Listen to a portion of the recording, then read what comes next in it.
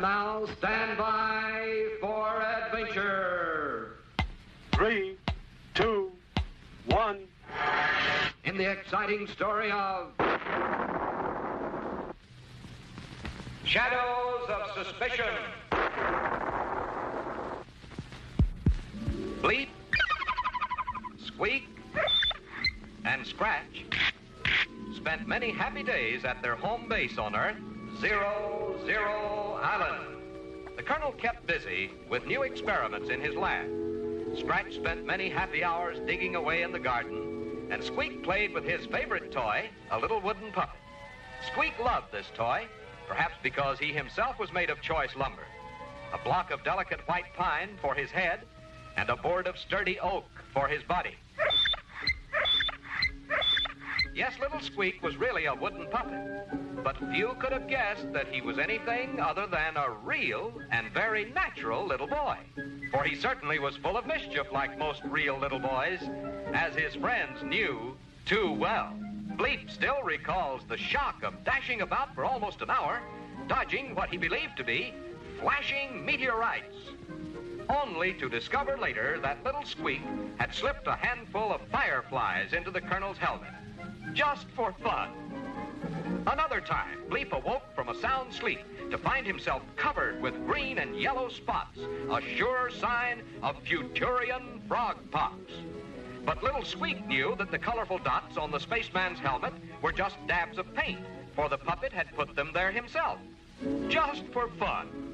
But it was poor Scratch, the good-natured caveman who suffered most from this puppet trickery. More than once, his trusty wooden club had been nailed to the floor. And who can recall how many times a scrumptious coconut pie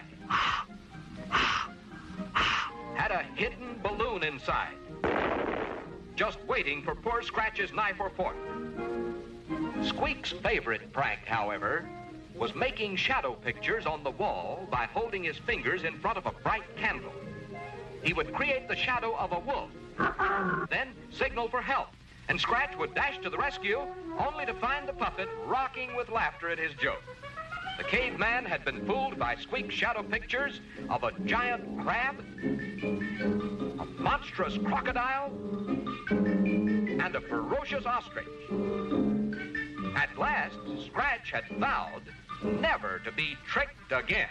Then, one day, it happened. Bleep had blasted off for a closer look at a storm cloud approaching the island.